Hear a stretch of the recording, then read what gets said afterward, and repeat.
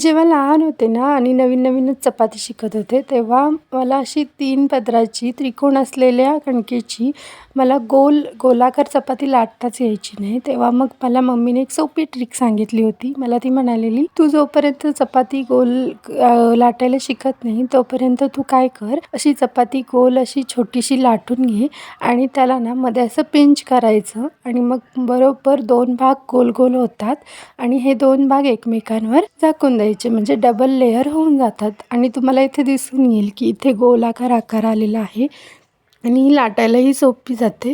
त्याच्यामुळे काय व्हायचं, मला ना ही चपाती परफेक्ट गोलाकार यायची आणि फुगायचीसुद्धा अगदी टम्म, जशी व्हिडिओमध्ये सुद्धा फुगली आहे. तीच मी आत्तासुद्धा ट्राय करून बघितली, जी मी लहानपणी करायची. तर तुम्ही कोण गोल लाटायला शिकत असाल चपाती, तर अशा पद्धतीने नक्की ट्राय करा. ही चपातीसुद्धा पटकन फुगते आणि गोलच आकार येतो चपातीचा.